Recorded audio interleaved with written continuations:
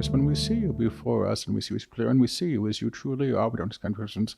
We don't discount your experiences, the challenges yourselves, the challenges you've known yourselves through. We do see beyond them, but we do see beyond them, even when you cannot. Your idea of self, inclusive of events, challenges, things that we're learning full, things that we're learning full and useful to learn through, and useful to learn through can be seen as expressions, things you've claimed in order to realize the self, though, in order to realize the self through, but the true self you see has come forward in a realized state, You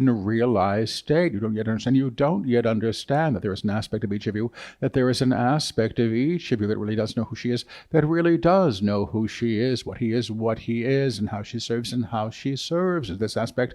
And it is this aspect come into expression, is how you truly serve, or your presence in being, as would be utilized in the high octave, as a gift to the world, Now your gift to the world personally may come in a certain form, the gift for this or that, the gift for this or that, the tendency to present the self, in this or that way, that can be beneficial to others, that can be beneficial to others, but your true expression, the unmitigated expression, the devout expression, of the monad as you, is the truest form of expression, a human being can hold. Now, we don't discount your humanity. Hide it in a corner, hide it in a quarter, seek to suppress your emotional states, In fact, the opposite is true. As true as all of these aspects of you, are indeed lifted to the light, they are reformed, or reknown in the high octave, that is the upper room, when an aspect of self is renowned. When an aspect of self is renowned, it is still present, but in a different state, In other words, the thing that you think should be, the thing that you think you should be is actually replaced with who you can only be, beyond the idea of self, that would replicate a personal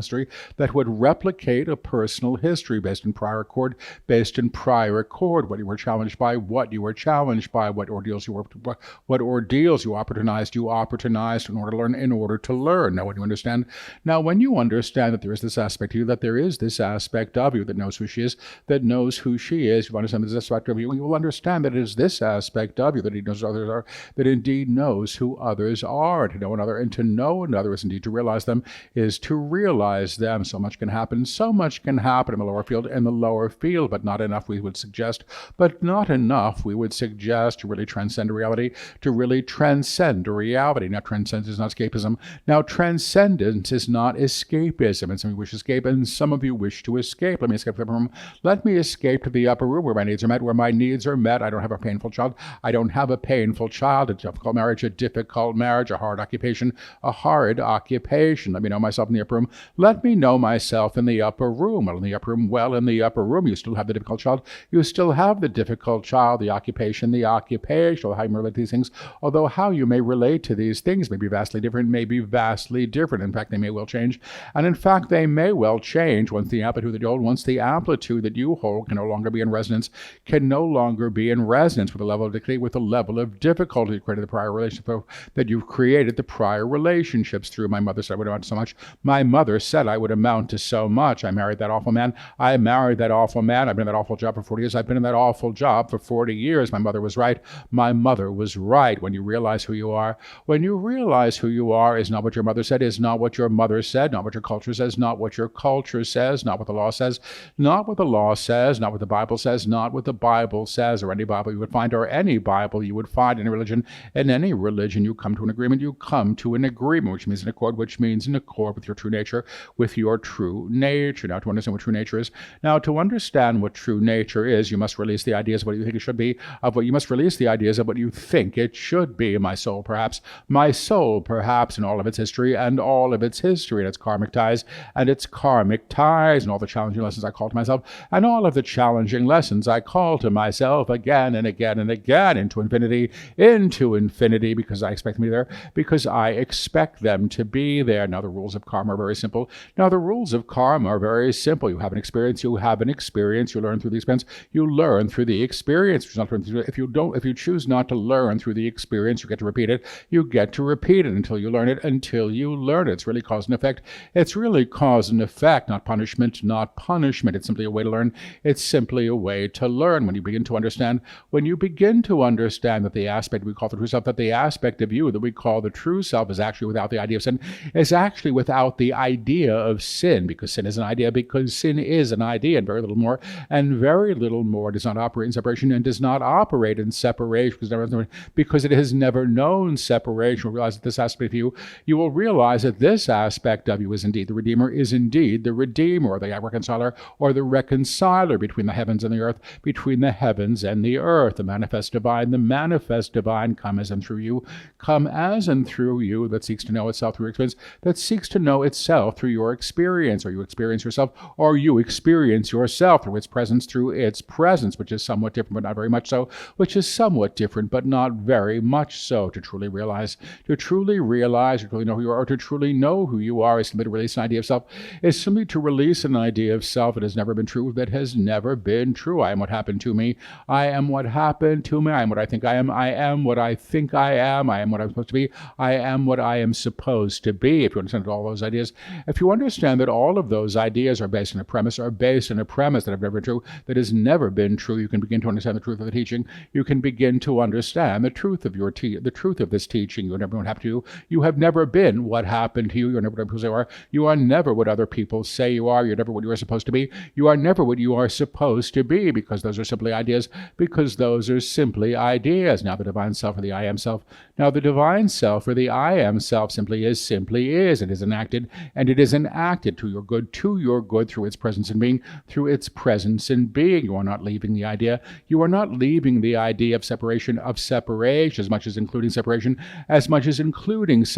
This is where my skin ends and his begins. This is where my skin ends and his begins. You are simply understanding. That while you hold some forms of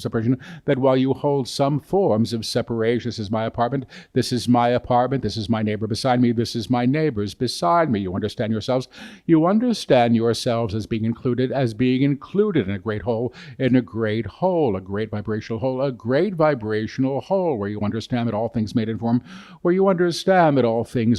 form, are indeed God, in varying levels of tone and vibration, What makes an apartment, what makes an apartment is actually no different, makes a tree than what makes a tree a tree. It is simply an idea. Made manifest in form. The energy that inhabits both those things. Is of the same source, We always call it the one-note song. We always call it the one-note sung, because you can understand it not only as idea, but enacted idea, the note itself, the idea, sung as the action, the one note being the idea of God, as God can be an idea, and sung, the action of God, presence and being, claiming itself as form. Now, when you understand that you're always doing this at a certain level, it becomes far less mysterious. Than most of you would have it be. I need a chair. Let me find something I can sit on. Let me find something I can sit on. Then I can call it a chair. I know what a chair is. It need not have four legs. Armrests or a back. It can be a simple crate. But for my purposes, it's a chair. It's a chair. The need is met in whatever way it can be met. When something is named, in most ways it is solidified. In most ways it is solidified, or goes into an agreement, with what the idea of chair should be, the idea of marriage should be, the idea of motherhood should be, and all of these things carry weight and legacy, most of which is ill-informed, most of which is ill-informed. What does that mean, he asked? Well, your idea of what something should be Well, your idea of what something should be is always based on a presupposed history, is always based on a presupposed history. I know what motherhood is. I know what motherhood is through my mother, through my relationship with my mother, what I read about motherhood, or what I read about motherhood, what I see the neighbors do, or what I see the neighbors do as they raise their children, as they raise their children. All of these are based in inherited structures, and all of these are based in inherited structures. They're always replicated, that are always replicated. When a structure is replicated, it takes on density. It takes on density, becomes weighted with prior meaning, prior morality, and often doctrine accompanying it, what it means to be a good mother, what it means to be a good mother or a bad mother, a faithful spouse or an unfaithful one, or an unfaithful one, and the morality that you claim, that carries even more weight, that claims even more density, to realize who and what you truly are. To realize who and what you truly are is actually to release this density,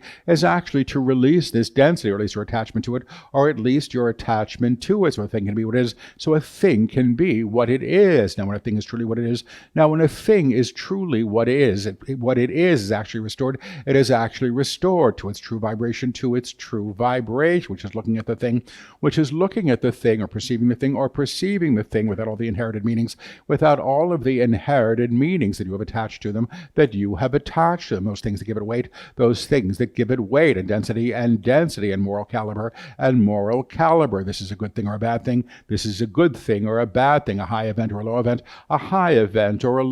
That's generally prescriptive. And born in your ideas what should be, and born in your ideas of what should be, based upon what has been, and how a saint or a prophet, or a messiah once spoke about it. These ideas are useful in some ways. But you're going to have to move beyond them. To find real liberation.